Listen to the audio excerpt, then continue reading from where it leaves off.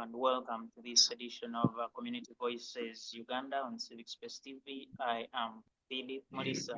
I'm happy to have you on this conversation, and indeed, I must say congratulations, happy 62nd anniversary for the independence of the Republic of Uganda, and I hope you all are as much happy and excited for this conversation that we have about our country and indeed talking about the independence, but also the good and bad and what we need to improve in this journey of 62 years. I am Philip Mulisa, and we're going to have a lot to discuss about the independence, bits about the economy, the politics, the social life, the culture, and many of the other things that move around this particular circle. As I speak, of course, I expect to have a bit more people, but for now, I can see Mr. Gad Rogaj is with us. Mr. Gad, greetings. Mr. Gad is the Deputy Resident District Commissioner for Kanungu District. Mr. Gad, greetings and you're welcome to the show.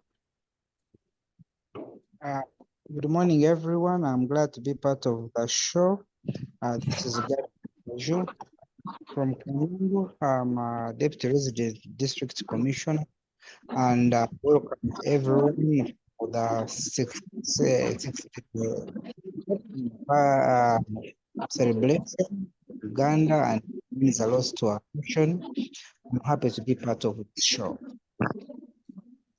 Thank you so much, Mr. Gad, and we're very excited and happy to have you, and we can't wait to hear what you have to share with us about these celebrations, but also what they mean for this country. Next, I want to hear from Mr. Sakwa Sam Nakopoli. Mr. Sam, you're welcome, greetings, and congratulations. Uganda has 62 years. Thank you, Gad. But I'm happy, nice to be on this show. Actually, I am somebody who is now 65 years. And I was just born in 1959 before independence. And I have seen the journey, the good, right? In the 60s, I was a young man. I was a young boy, and I saw what was good about Uganda and what independence meant. Then the 70s, the advent of Amin, then all of a sudden a decline, and then the liberation war, then there was a lot of hope. And then it comes the 80s with Obote. I saw it all. So I have seen a lot up to the present. And there's some good and still there's some bad. That's what I can say. Mr. Sakwa, and indeed we can't wait to hear from you about those experiences of post-independence and what they meant for the country and the people that lived at the time. Thank you so much. Mario, thank you. Welcome to the show. Thank you so much. A very good morning to you all. Can someone confirm on the other side that I'm audible? Am I audible? Yes, we can hear you. It's a very good morning to everyone in the house. So delighted to be part of the team going to discuss about the yesterday's day, which is a very historically celebrated day, and it's of a very much impact to our country. Thank you so much.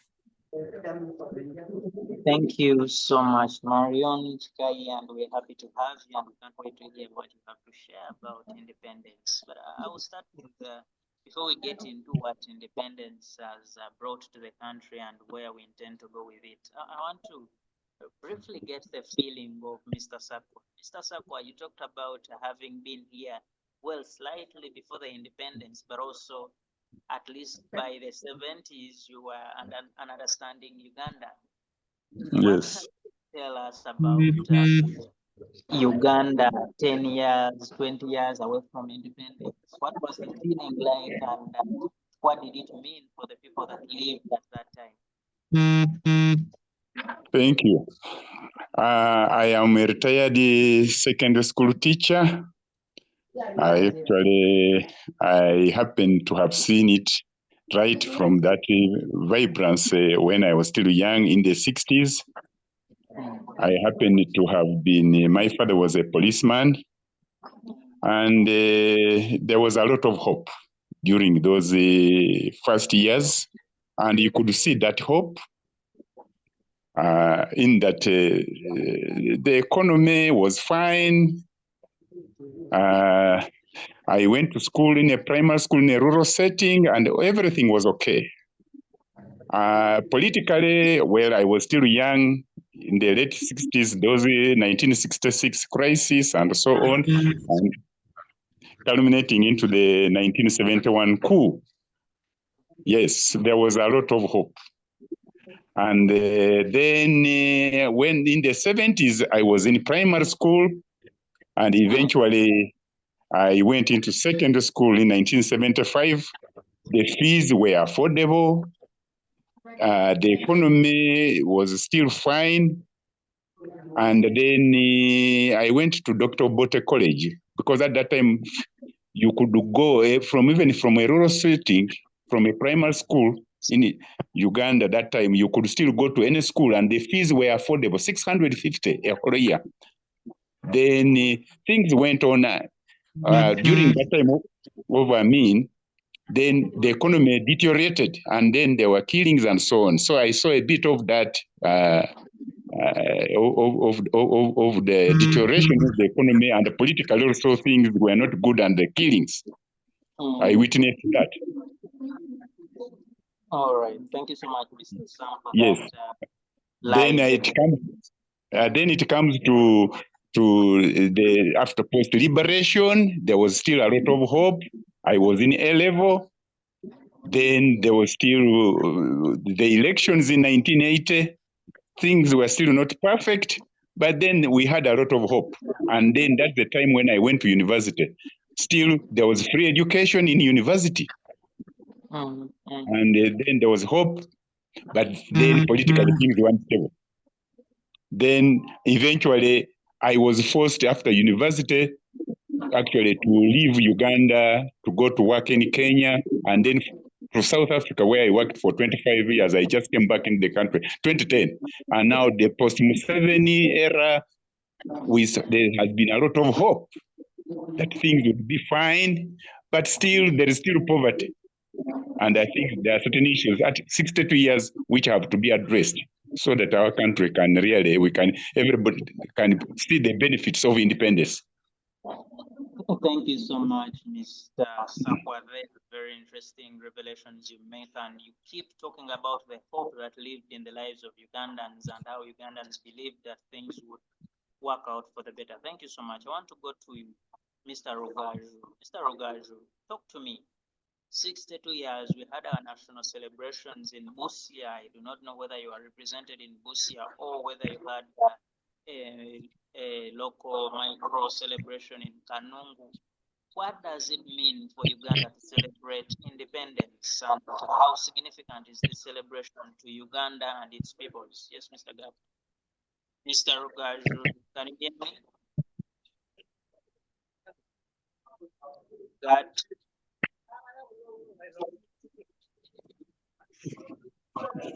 since Mr. Rugaju cannot hear me, Mr. God, can you hear me? Mr. God seems to have some technical challenges, but we'll continue with the conversation as his challenges are being addressed to the technical department. Marion, Independence Day celebrations. How did you catch your celebrations, and what do those celebrations mean for you as a Ugandan? Yes, can you come again? Thank you. I'm saying, how did you have your celebrations of independence? What do they mean for you as a Ugandan to celebrate independence?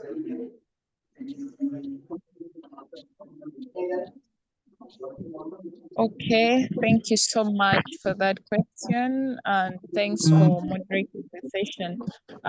First and foremost, we also had a celebration from this side in particularly in the context of independence. But what I understand from independence, from the time after the 68 years of the British rule on Uganda, what I typically understand from independence is just, independence comprises of various aspects in it. So from the independence, what I pick from it is that we actually celebrate the aspects of political freedom, freedom literally meaning freedom from the foreign rule. That was the British rule that was actually ruling Uganda. Another aspect that we celebrate from independence is the economic freedom. That literally means the ability of us as an independent country after the colonial period manage our own economy. And then the other one that we celebrate under the broad term independence would be the social independence from the word independence, which is just freedom from, you don't have incidences where other people come and impose their rules on you and you have to abide by that. So literally, I think those are the four main things. I mean, those are the three main things that we celebrate, acknowledge, and celebrate from the word independence. Thank you. Thank you so much, Marian. Mr. Rogaj, are you able to hear me now? We had lost you.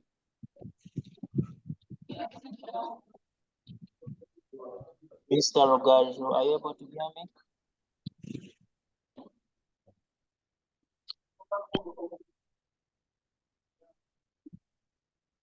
Mr.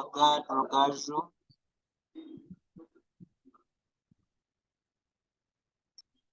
It seems Mr. Gad is Gad, you can hear me? I don't seem to pick Gad Rogaju at the moment, but we hope the technical challenge can be addressed a little. I want to come back to Mr. Sakwa. Mr. Sakwa, Yes. Marion here talked about celebrating the politics, the economics, and we talk about the social life. Social, yes. When you look at the struggles we had before independence, Yes. do you think the people that died in the struggle, but also those that succeeded at achieving independence for Uganda, are proud of the way we have moved, most especially politically? If they came back to Uganda today, are they proud of what they will find in this country? Okay, thank you.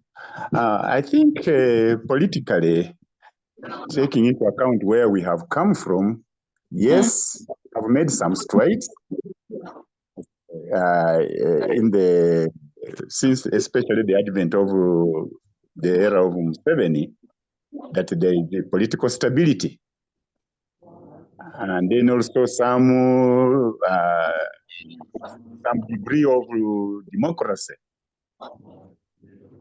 Yes, we can see that there's some stride, but at the same time, really, we see that democracy has not really been entrenched, and is there, like now we have opposition there, but then you'll find that really we still have some challenges.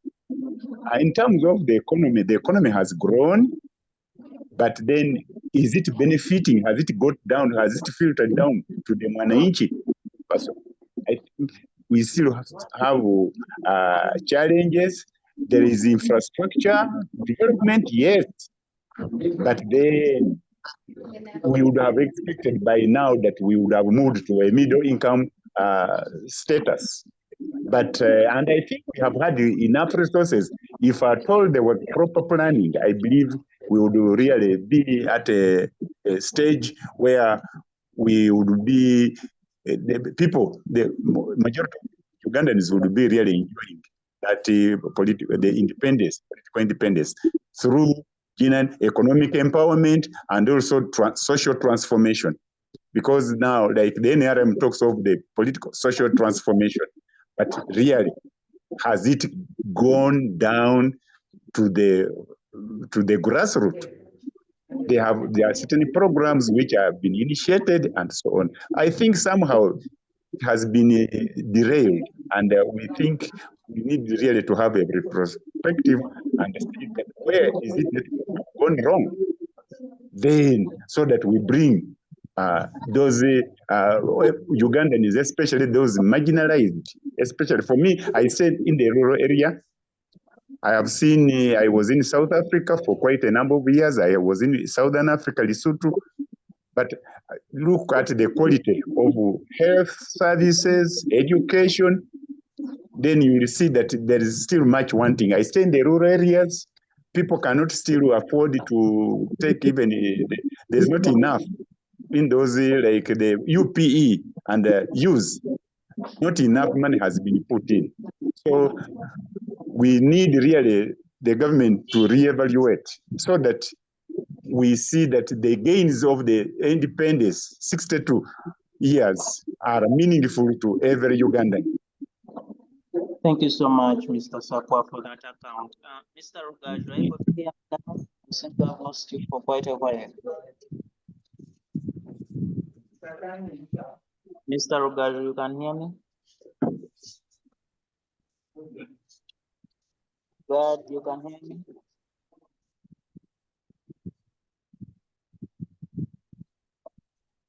God.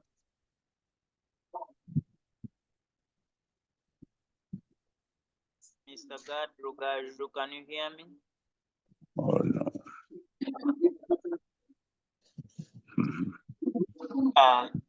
Technical department, please try and check out on how we can have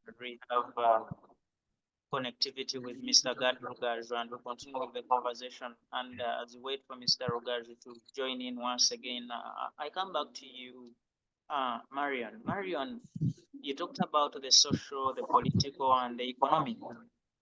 Look, we celebrate this event every year on the 9th of October 1962. And one of the things we do on that celebration is sing out loud the national anthem of the Republic of Uganda. When you listen to the first two lines in the first stanza of the anthem and the last one, which say, "O Uganda, may God uphold thee," and the last one, which says, "May we always stand." Is God holding us high, and are we standing in terms of the three aspects you talked about, Marion? Thank you so Thank much. you so Can I much. Can hear the last phase of the question? Are we standing politically? Are we standing economically? Are we standing socially? And are you proud of the trends we've made since 1962 to where we are now in 2024? Thank you. Thank you so much for that question. It's like three questions in one, but let me begin from what I got from you. However, those others will come in later on. Like the aspects that the independence celebration depicts in this particular picture would be the ideal, but is not the ideal that we have currently in the country. We talked of political freedom from foreign rule, because foreign rule was coming with a lot of oppression, exploitation, literally no freedom. But currently, in a state that we still have, like, I can say it's intra because it's within the country itself. Well, we still don't have the foreign rule, but we still don't have the political freedom in the country. You'll find that people in one particular party, because it's a country characterized by partisan politics, people from a particular, like a particular forum, let me say a democratic, let me say no, that is the National Unity Platform. You'll find that there is always oppression because they are trying to fight for the common good of the country. Though many people move into power with different agendas, so it's actually not even looking like we are politically free, because we as individuals ourselves, however, we are free from the foreign rule, but are not free politically in our own country. That's why if we're actually, the ideal would be political freedom, but it's not the case, because with political freedom, we expect aspects of increased development, reduced poverty levels in the country. But what happens? That would be the ideal. But what happens? We are still roaming in the poverty levels. They claim that we have now reached middle income status, but it's not the case. Looking at the people at grassroots level, people still are living less than 1 million, less than $1 per day. And this still indicates loopholes in the governing body, as the governing body of the country. So we actually don't have that political freedom, which is the ideal, which we do celebrate. But let me just say, nowadays everything is just for formality. Though ideally, these aspects that the celebration depicts would be actually on the ground. So with economic independence, yes, we do have the ability to manage our own economy. But looking at these aspects that fall all under independence, it was basically meant for the general development, overall development, benefit of all citizens by virtue of being a human being. But it's not the case nowadays. It's a one man's thing. It's you and your family. How do you benefit from whatever you're doing? And you'll find that people even end up distorting money. Like we have so many programs that the government has brought on board to still maybe alleviate poverty levels, but you'll find that there's still distortion of funds. Look at the PDM sort of program that was introduced in various districts. Majority of our people haven't actually benefited. You'll find that the people issuing out even these monies, in fact, task these people to first pay more money before they receive what they get, or even pay half of what the government has released to these people. There is actually no, there is no much of economic independence that I'm seeing, though we're managing our own country's economy, but it is in individuals' hands. And that does not define what a country is in individual, especially those ones who are in government. Look at this saga where I've forgotten her name, but she was taken into jail. There are some cooperatives due to instability that were shut down. So there was a motion moved to compensate all cooperatives that incurred losses during His Excellency's regime, Museveni. But look what happens. They even registered non-existent cooperatives to benefit from the project. You go get people, just mobilize them, make them register, get a lawyer, and then issue out funds in a state that in a state of your mind that you're going to benefit something out of it. All these things that we are supposed to have celebrated during this independence that we're still celebrating, which is more of just for formality and not what is happening. The ideal is not what is on the ground. Rather, we are just living in, I don't know whether another like country or something that looking at the aspects that we have hoped to have achieved from have after getting this independence. Social independence, freedom from social constraints. Now you look at our country, we as individuals of the country, citizens of the country, have other like oppression, exploitation within the country. That's why you'll find that issues of human rights abuse is on the rise. Look at countries that are affected by human trafficking. Uganda is one of the countries that is, even these companies are registered with government, and they keep transporting these people to outside countries in search for green pastures. Now, if our economic independence was okay and it was the ideal on the ground, we would not have incidences of increased human trafficking. I think one of the areas that are red flags in human trafficking is West Nile region. Because of these discrepancies in economic development in the country, we have always found issues of increase in human rights abuse in the country. And then, like you said on the Ugandan anthem, like I said, all this is the ideal, would be the ideal, which is not being executed, which is not being implemented. Actually, we're living in another sort of world where all these that we sing in the anthem, that that what independence depicts is not ideally practiced. We are just in another sort of world, and maybe we should think of devising means of how to address this. Otherwise, poverty levels are still on the rise. Poverty levels are so drastic, especially on these upcountry regions. Thank you. I Thank you don't know so whether much. I've addressed all the issues For in the that, question. it's rather powerful submission. Mr. Rogers, you are able to hear me now? Yes, I'm hearing. Oh, the moderator.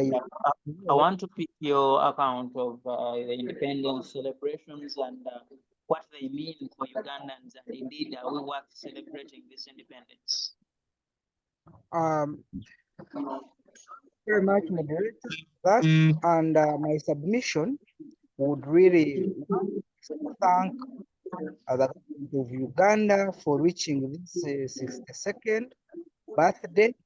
And what really Ugandans is that we are liberated from colonial rule, and this is very, very important. I want you to know that, bring to attention that we have come along with a nation that did not have a constitution, that was run by foreigners, a nation that we lived as slaves in our own country, the nation where we had no freedom of expression. Of course, I don't want to put the critiques that maybe we have not done much. I want you to know that from 1962, we have seen Uganda, number one, get a constitution of the Republic of Uganda. That is one of the biggest achievements. Though we have had to go through very many other changes, like amendment of that constitution, because when a constitution, once it was drafted, it has once it is drafted, they have amended according to the demands and what is the factual on the ground of Uganda and Ugandans.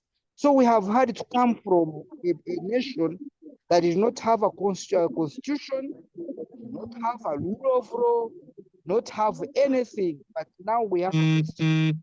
That's one of the achievements we have had. We have had to go through what the nation has gone through, as you know. Well, I can't say I saw, I heard, but I have read. When you read from what other presidents did, they did achieve. We want to also look now where we are.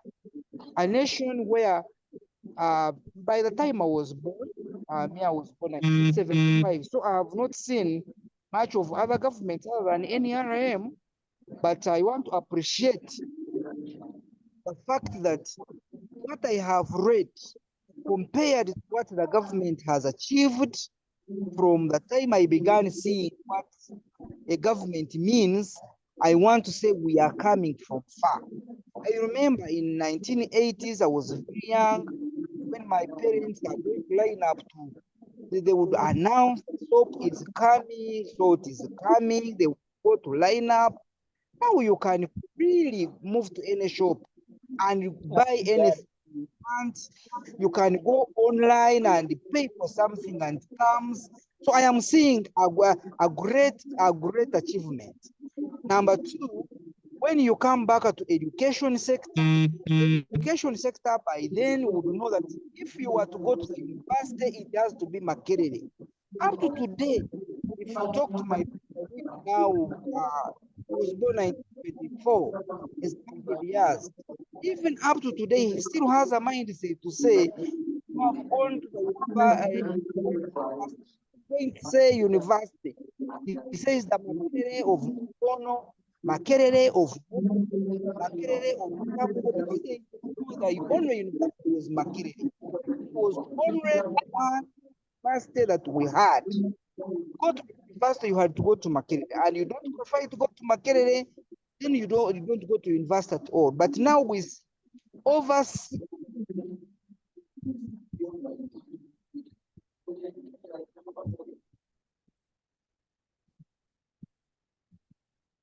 Mr. Rugari, you can hear me? 3 universities in Uganda. There are no jobs at the moment, but again, let us see. Can we also look into a situation whereby now 63 universities are graduating both from PhD up to certificate level, all those are graduating. So there is a lot of achievement.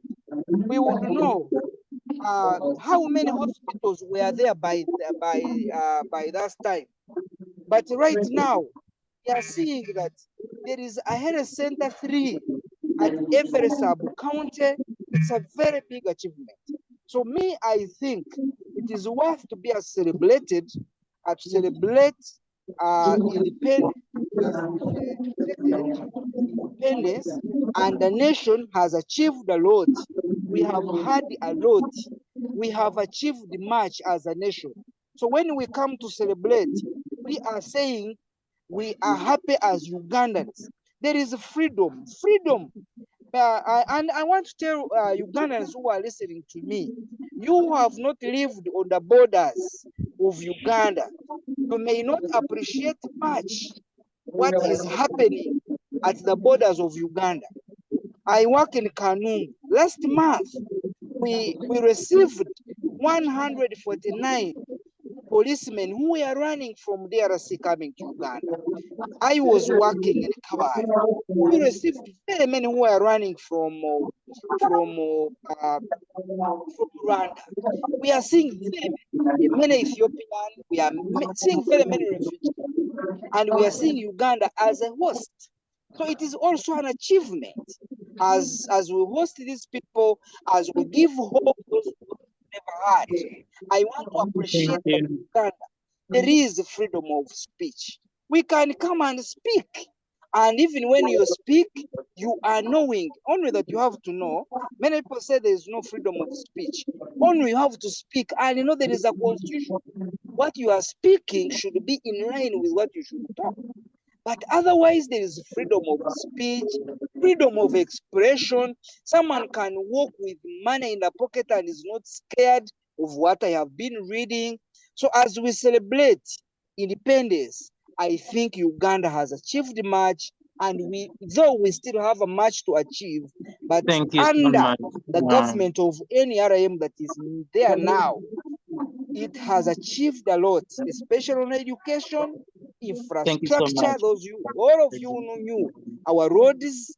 We have achieved much on the infrastructure. We have achieved a much on health, especially health center 4s and health center 3s. Every constituency in Uganda now has a health center 4. I have been Thank you so much. Thank you talking so to much, very many Mr. people, Rugard. telling them, And, of course, when you ask Dad, other you people, can they'll hear say, me? during the governments, we had better hospitals. But Mr. what was Rugard, the you can population hear me? like? Then number two, where were there those hospitals? Every district had only one hospital. But right now, every sub-county has a health center 3. We are looking at education level. Thank you, Mr. Gad, for that very detailed submission, and we appreciate the trends you talk about that the government of the NRM has achieved for this country, and all those are subject to assessment by the panel I have here today, but also the citizens at large. Thank you so much. I want to bring in Mr. Sakwa here. Sakwa, one of the things we intended to achieve with independence is national unity. And I want to hear from you. Many times we talk about a disunited country. People keep talking so much of their tribes and where they come from and how they deserve of sharing the national cake based on their tribe. Why have we failed to achieve national unity? How can we achieve it in the long term? Thank you. I just wanted to just to make some correction, especially on my colleague who just submitted, who made that submission about the constitution, that there was no constitution before. I think all through, even during the most difficult times of we had the constitution. And that, yes, in 1995, we had the constitution, a very great constitution, but then it has there are quite a number of amendments which have really affected our democracy. Getting back to your question, the issue of unity, yes, actually, any country, it is very important, it stands on the parameters of unity. And those countries which have succeeded in development, unity has been key.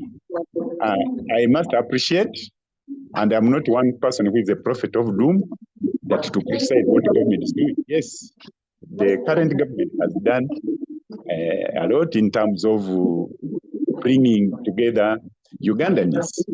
But then when it comes to the issue of the national cake, you will find that other areas, especially in the east and even the north, who complain about the national cake not being distributed. And currently in my sub-region, in Bugistu or Elgon, there's a lot of complaints about the issue of the national cake, even in terms of even the positions in the government. There is an outcry that the Bamasava are being sidelined. So we think that more should be done in building cohesion among Ugandans. And currently, yes, we can say there's that degree, there's that semblance, but more has to be done so that we really achieve that unity, which can be a driving force for development. Thank you so much, Mr. Sakwa, for that, and I hope this is something we can achieve in the short run, because again, without unity, less can be done in terms of trying to develop the country, and you phrase it so well when you call it national cohesion. Mario, yes. Look, we talk about unity, and recently we had a census, even with all its challenges. It talks about Uganda being generally a young country where we have about 75% of the population of people below the age of 20 years. And when you add the others below the age of 35, you go to about 85% of the population. How are these young people appreciating the independence, and indeed how can they be part of the journey that then transforms the country into this second and first world countries that you talk about earlier in your submission?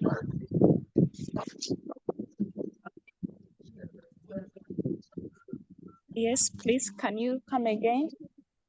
Yes, Mario. As we run a country of majority young people, how can we make them appreciate this gift of independence we have as a country, and how can we make them then part of the development we intend to achieve as a country as we head into the second world and the first world?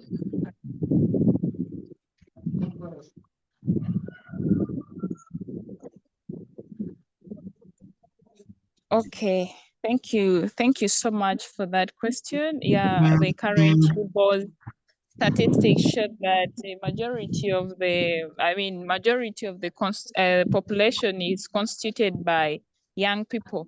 And when you look at young people literally in the aspect of the independence celebration, a majority of them don't acknowledge so much, though there is a lot to be. What causes the lack of acknowledgement is that literally these are people who have only lived in one particular government, but that is not enough to make it look like there is nothing to be acknowledged. Or having heard from our elders that the country has undergone a lot of complexities in the progress in terms of their development and also transition of leadership, and they attest to us that the previous leaderships didn't do much as compared to the current leadership.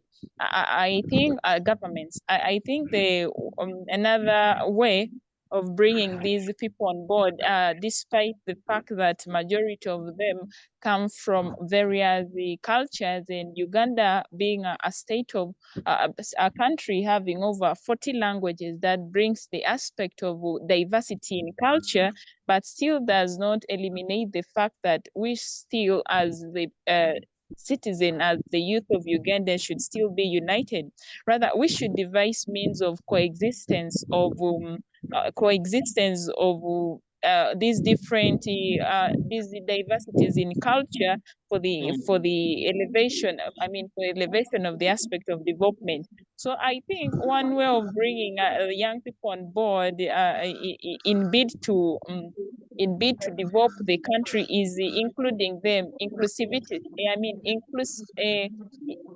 Including them in many of the decisions making.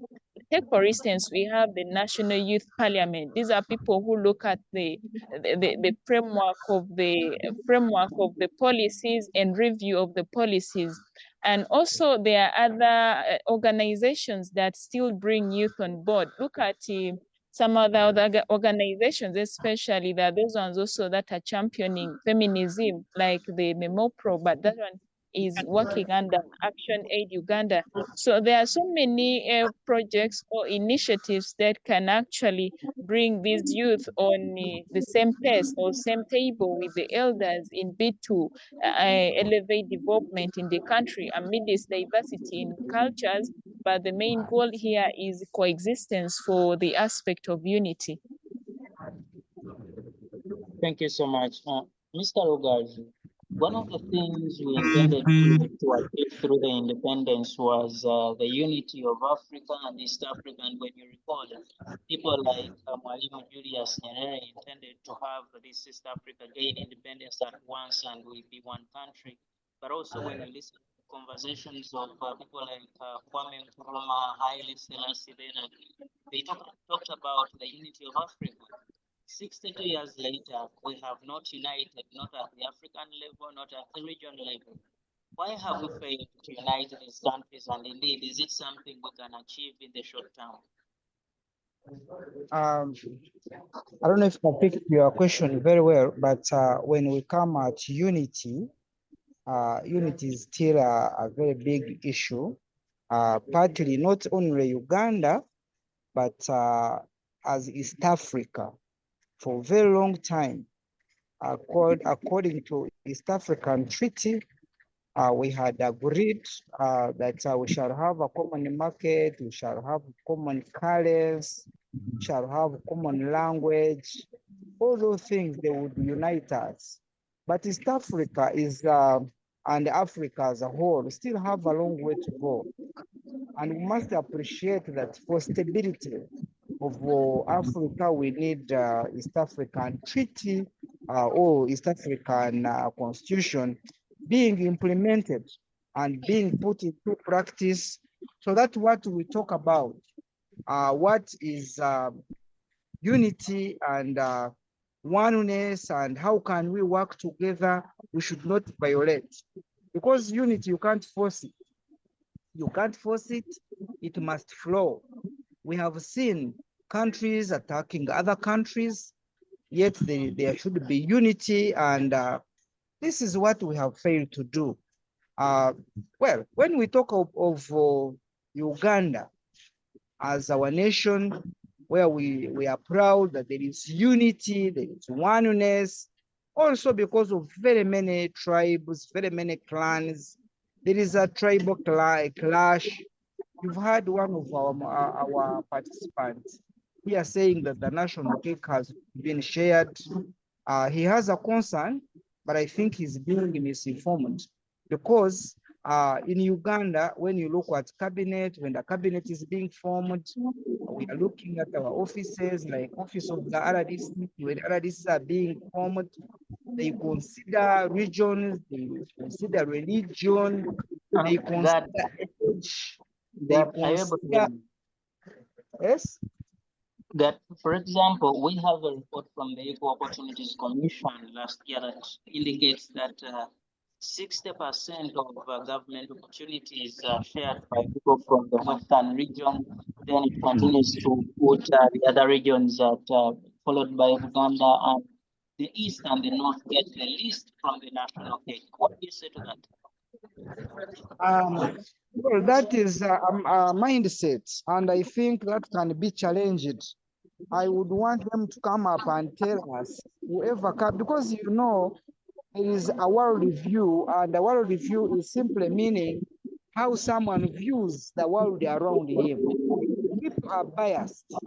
People are biased because they say, because the president is from the West, therefore very many people in these offices are from Western Uganda. But I want you to know that even us from the Western Uganda, we are also complaining that very many other people from other parts of the country are taking up these offices, and we are being sidelined because we are from the West. So it is just a mindset issue, and there is no way you can handle mindset issue. You can't stop someone from thinking the way he thinks. You can't, it is a mindset, but the case is equally shared, both on regional and religion. So I don't agree with that statement, and that sentiment, I think, is a wrong one. Thank you so Can much, I, Mr. can I interject? Yes, please, Mr. Sakwan. I just make a small interjection. When we talk about the national cake, we feel that at least when politically, even when it comes to appointments, they should at least be shared. I can give a concrete example of the Elgon sub-region, that is the Bugi sub-region. He's not aware that we don't even have a cabinet minister, full cabinet minister in the cabinet. And also the positions which have been given, like we have Minister of State for Karamoja, the Bagisu or Sabafil, they are marginalized. Even another one for the elderly. You see, their key ministries, they would wish that whatever. And then two, we don't have even people, technocrats, like for example, the PS. We don't even have PS in the government. I think we have one who is even, the people claim he's even married to Teso, someone in Teso. So they don't take that being their own. So it is, yes, it is a concern. It's a genuine concern, and it should be addressed. Even the Equal Opportunities Commission has alluded to that. Thank you. Thank you so much, Mr. Sakwa, and I hope we can continue to talk around that. But again, I wanted to engage you on the subject of the Yes. balkanization of Africa. One of the Yes. goals of independence was to have Africa united, or even at a lower level of East Africa. And you remember the works of Mwalimu Nyerere and Kwame Nkrumah, Gamela Belnasa. Why have we failed to achieve this unity, and what can we do to see that we do achieve it? Yes, thank you. One issue is that there is, even while we talk about that unity in Africa, like our forefathers in Kwame Nkrumah, the Kenyatas, the Obotes, and so on had, there is hypocrisy among the African leaders. They don't mean what they say. And two, there are still conflicts. You see, once how do you build unity when there are conflicts within the very region? For example, in Sudan, in Congo, other areas. So you will find that, and then there's the issue of the influx of refugees all over. So this really undermine the unity of Africa. And then also, many of our leaders get subdued and with the foreign interests, because while we are happy that we achieved independence and 62 down there, you will find that foreign interests still drive us and control what we are doing. So it becomes a problem among the in Africa. We would want to break up the barriers which are there. If in East Africa it's taking us long, because President Museveni has been preaching about that, the East African community. But now, how many years it has existed? Have we got a federation? There are challenges. And then you will find that the geopolitics really makes it very hard for them to agree on very common positions and so on. It is an ideal which is there, but I don't think we are going to see it in the next maybe 20 years. It's just a pipe dream, in my view. Thank you so much. And why do we keep failing to achieve it? Is it a challenge of the people? Is it a challenge of leadership? Or is it something from the externalities of Africa, from Europe and Asia, that we cannot achieve this? One, you have talked about the externalities. It is in their interest that we should remain like that, so that we just remain suppliers of the goods, and then our economies are still controlled.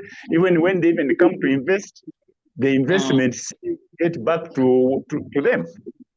And then it doesn't really generate, and then we benefit as Africans. But we don't really benefit from that. So until our leaders put their act together, they put their act together and work in unison to drive a common agenda, that's when we can really get to get that dream. Look at Europe, the European Union. They brought in some countries which had broken off from Eastern Europe, but look, it did not take long for the countries for Europe to stabilize, and all of them you'll find they're having a common currency, and there is a very high level of unity. Thank you. Thank you so much, Mr. Sakwa, for that. Mr. Rugaju, I know you're there. Let's discuss the peace, the unity, and specifically the instability in the line of integration. Look, when you look around the East African community, for example, there is instability in Southern Sudan, there is instability in Sudan in the north, there is instability in the DRC, in Mozambique. Sometimes in Kenya, you have attacks of ADF, and indeed in Uganda, there is instability in Somalia and Eritrea, and recently we had war in Ethiopia. Why have we failed to address these challenges of us fighting each other? Because in the end, when we're fighting, we cannot achieve unity, and indeed we cannot grow as a people. Why can't these guns silence on the continent? Yes, One, we should first understand that partly instability, what causes instability in these countries, in many cases, it is the Western influence. When you look at East Africa, because of the natural resources that we have been endowed with, the natural resources itself will attract people who need it. And when people need it, it will cause the instability. Because I have said I'm in Kanungu, which is at the border of Eastern DRC. Eastern DRC can never be stable because that is the part which has a lot of minerals. There is a lot of gold. Sudan has a lot of oil. So because of that, there will be a Western influence trying to see how they get that oil out. How can they steal the oil? So they cause all that confusion. So for us to address stability in Africa is to ourselves to know that this Western influence, when the Western world is coming in, they have also what they want.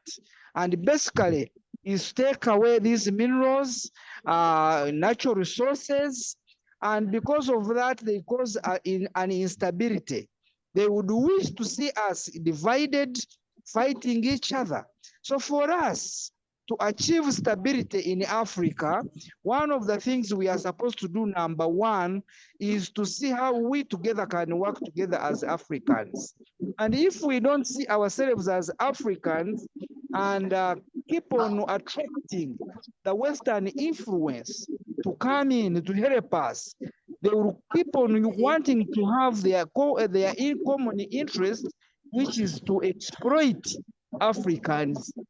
As much as we talk about independence, unless we stand strong to say no, we are Africans and we are fighting together as Africans, we shall never achieve it.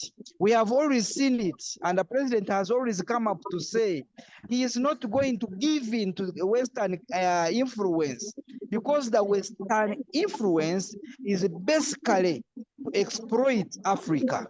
So the instability that is in Africa and in East Africa is as a show and caused by the Western influence in order to gain their own issues which they want. Thank you so much, Mr. Rugaju. Marion, good to have you back. Earlier you talked about how people misuse their offices to do things that do not help the country, and one would expect that with independence, people are interested in one serving their countries, that development is propagated, and indeed we achieve the social, the political, the economic, and the cultural transformation. Patriotism.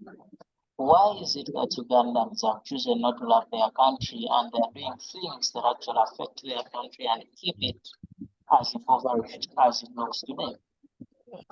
Does it come to me? No, Marion, you can Please come again. Yes, the love for our country, patriotism. People keep doing there are things that affect the country. We talked about corruption earlier. We've seen people saying very bad things about the country on social media and because I don't know where they get opportunity to speak. And above all, we've seen individuals choosing to fight their own country. And we know we've had very many rebel groups in this country. Why have people chosen not to love their country but hate it and choose to serve it negatively and keep it as poor and as unpeaceful as it looks today?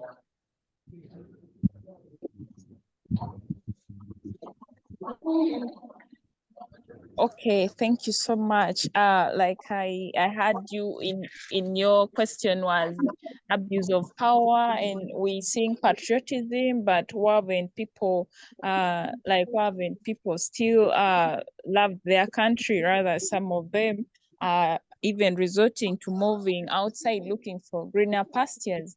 Yeah, our abuse of power is really rampant in many of the government positions that some individuals in the position of serving people up to grassroots level rather decide to divert funds for their own use. So with the aspect of patriotism, it's only that people sing it verbally, but it's not by heart, and it's not reflected in their actions. They're only ending singing, because I see patriotism also being implemented in secondary schools, in tertiary institutions. Of late, last year, a motion was moved, but that all intern doctors and nurses, before internship comes in, you're to go to Chakwanzi, all in the name of patriotism, but it's not the case. So with the idea of people not loving their country, actually this has been seen from top government to now the grassroots level, because if literally the people in those key sensitive positions love their country, they wouldn't be doing things that actually make people at the grassroots level suffer. They wouldn't do exploitation. They wouldn't decide to divert funds. You had the Mabati saga, and of late, the youth decided to march to parliament. There was one. Then the second one, that three ladies decided to strip themselves naked and move to parliament. It's just that the love of the country is not even reflected in the actions of the people who are leading the country. So with that, you'll find that even these other, because they say that you can teach your children the way that you want to teach them, but it's not the case, because these elders are actually exemplary, particularly these ones that are in sensitive positions. What do we see in our country? It's actually a reverse of what loving a country is. If someone really loves a country, why would someone embezzle funds, particularly allocated maybe for widows or youth in the country? Why would someone divert these funds? If someone still loves the country, why wouldn't they create other initiatives that would alleviate poverty up to grassroots level? So you'll find with all this, there is no reflection of love. And also maybe the other thing is mindset, because all this comes from what people perceive.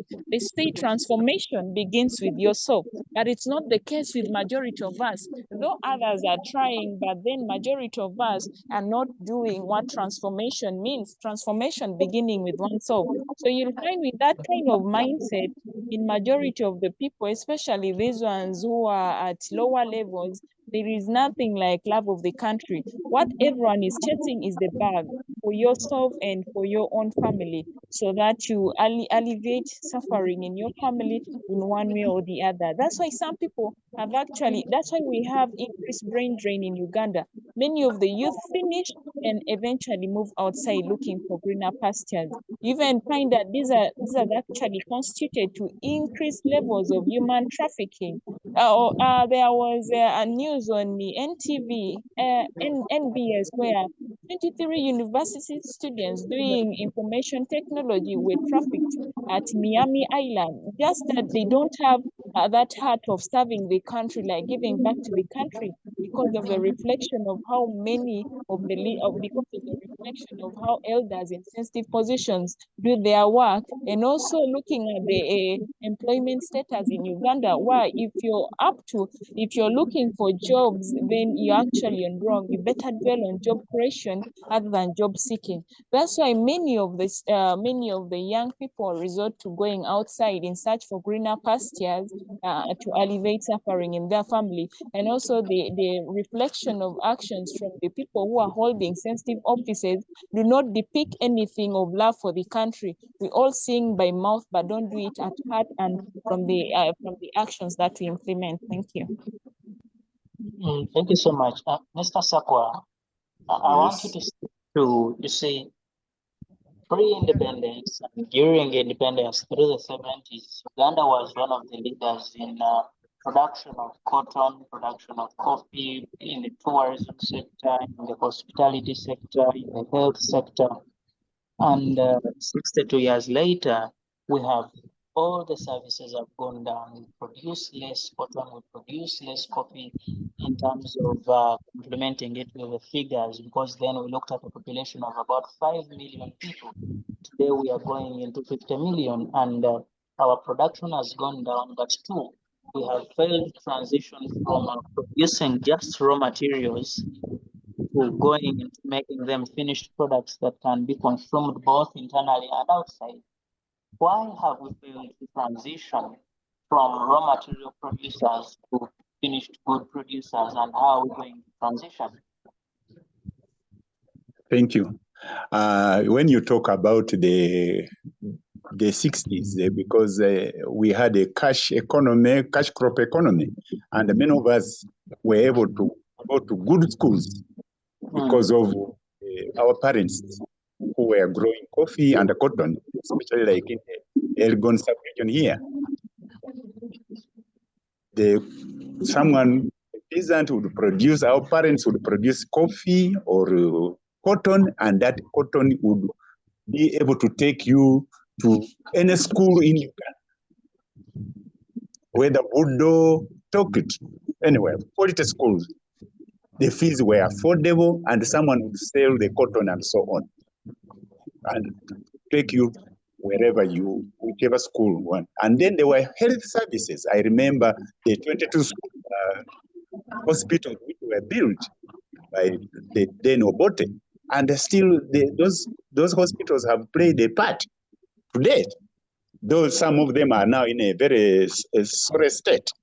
Now, we have not transitioned, because you see, one of the catalysts for economic growth were the cooperative unions. Unfortunately, the cooperative movement declined and even died out. For example, in the sub-region here, we had BCU, cooperative union, which was even giving scholarships and scholarship to students to study. I remember BCU even was one of the sureties as a guarantor, which guaranteed our independence of Uganda. But now, BCU is among the few surviving cooperative society, the cooperative bank. So what we need to do now is perhaps even the government to revive seriously the issue of cooperatives, and then also to revive the cooperative bank, and then to add value to the crops, because we are still exporting the coffee as it is. Well, there is now a policy I have seen with the UCDA, and then trying to bring in some investors so that they will try to process the coffee and so on, so that at least it can fetch better market, a finished product. But it is something which we ought to have already done, but it is never too late for the government to do that. Thank you so much. And the other thing I want us to talk about, I invite Mr. Rogarzi. Look, one of the cries that are out there in the country is the question of inequality in terms of wealth. You have the gap between the rich and the poor so wide that the rich are getting much richer every day, and the poor are continuing to be poor, and there is no program to see that these poor catch up with the rich people. How can we address this gap between the rich and the poor to see that we have an equal society that can survive peacefully and harmoniously? Yes, Mr. Rogan. One, there are forces, as much as we work very hard, there are things we can't change. And one is like forces of demand and supply, poor and rich. The pyramid of growth will still show, maybe to reduce, but you cannot bridge between the poor and the rich. That's how the world is made. The pyramid of growth and development has been made like that. The nation must have those who are poor. The nation must have those who are rich. And what the government of Uganda has tried to do is to see how can they help those who are very poor. And we are seeing very many programs run by the government, though being criticized by many opposition leaders, but we are seeing the government caring, especially for the poor and those who are below, because the number is big. And when we look at this program of parish development model, we look at how many trillions have been injected through parish development model. We see how many trillions have been injected through Emyoga. All of that is trying to help the big number of the very poor who are also in our society. But we have to know that every society, whether developed, developing, or underdeveloped, there is always the rich and the poor. That is like that.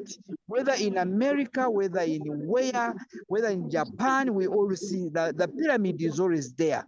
Others will be there working for others.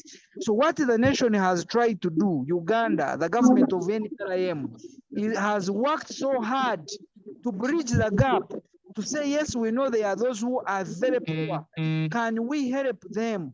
And they start up. The government of NRM, through President Museveni, has come up to say, how can we increase the household income of the very poor? And that's how the parish development model has been designed, basically to help those people. But the gap will always be there, so that the people who are very poor can be helped, so that they can have the best needs, and they also come from the subsistence economy to the money economy. That's what we are, as a government, trying to do right now. Thank you so much, Mr. Rogaju. Marion, how do we address the question of inequality between the poor and the rich, and where the poor are getting poorer and the rich are becoming richer? How do we bridge that gap? Marion. Thank you so much for this question. Yeah, the poverty levels in the country are really so alarming. It's not that maybe government hasn't done its part, but then government has brought in so many initiatives, like the previous speaker said, the PDM and the M-Yoga funds. But what happens? Yes, government has brought in these initiatives to address the aspect of poverty. But look what happened. These funds are to be directed, channeled to these particular individuals at the grassroots level. But what happens? The money doesn't actually reach to them. Or if it reaches to them, it reaches maybe when it's half, or when it's quarter, or just something very little that it cannot be used maybe for starting up a small scale business, that can sustain this person and the family. So we are on this particular note, I would love to appreciate the government, but then there are policies or there are certain loopholes that are rising in the deliveries of this money, particularly designed to address poverty levels in the country. So with the issue of PDM and M-Yoga, I think there's need to tighten policies that govern the dispatching of this money to these particular individuals, because we've even had cases where where the parish officers and CDOs are being arrested over embezzlement of this money. And then also other initiatives is maybe especially those ones in the agricultural sector, if they can give these improved breeds to these particular individuals, because improved breeds are weed resistant, they're drought resistant. When these particular people embrace that aspect of growing such improved breeds from agricultural sector, it can mature so fast and they can sell and still get some money. Also, I think industrialization, especially in the upcountry, basing on what major resources that they have on the ground, and looking at the incident that happened to the cooperatives, that majority of them are even non-functional. I think there's need for government to revive that, because many of the sub-regions in Uganda that depended on it fully have been greatly affected, and you'll find that many of them were surviving from those cooperatives. I think there is need to revive that. And then they also say that the only way of, by Nelson Mandela, the only way to fight poverty through education. Yes, we do acknowledge that the UPE and US schools that were brought on board to address the issue of education. But still, when you analyze the type of education and the quality of education rendered from these secondary schools, leave alone those ones that are in affiliation with other private organizations. But looking at UPE schools like in Moroto and those other up countries is really so alarming. You find that even someone having completed this secondary school doesn't have enough knowledge basing on what he has been trained through. And then I think also introduction of vocational institutions at a reduced price in many of these sub-regions, looking at West Nile with, West Nile is one of the biggest regions, but also in poverty is ranking second in poverty levels, and it's ranking third in poverty levels and ranking second in teenage pregnancies. I think now for the case of that, there's need for introduction of vocational institutions in various sub-regions of the country. People can go there, learn a skill that they'll use for survival when they come outside here, not necessarily dependent on government full time, which is not the case, because provision, daily living does not directly come from the government. I think that is what I had in my head. Thank you. Yeah, thank you so much, Marion. And Mr. Sam, what do Yes. we do to address that question of inequality between the rich and the poor in the country? Because it's a huge gap that continues to grow day by day. I think Mr. Sapa seems to have some challenges to join us, but colleagues, our time is very much fast spent, and I think we have about 10 minutes to get out of here. I'll request you now as we near getting out of here, starting with you, Mr. Rogaju. What message do you have for Ugandans from these celebrations, but also as we run this 63rd year as a country? That as we get out of here, what message do you have for Ugandans as we run the 63rd year, and what should we look out for as we get into the 63rd celebrations next year? Please unmute and talk to us. Hello? Are you getting? Yes. Hello? Yes, I can hear you now. Yes, the message I give to Ugandans is work as Ugandans. Work very hard. We are entering, as we enter this 62nd birthday of Uganda, one thing we must recognize is that there has been now a political fever that has pushed everyone to early campaign, and this early campaign is going to drag us as a nation. Because I see that things are still very far, but every part of Uganda, everyone has begun. Yes, the roadmap is out, but it should begin next year around August, October.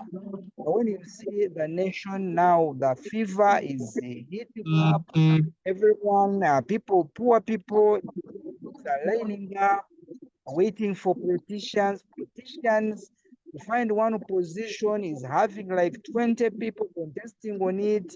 So there is a political fever. And we want to warn Ugandans themselves to work very hard because this is a competitive world. And I want to congratulate every Ugandan reaching this time.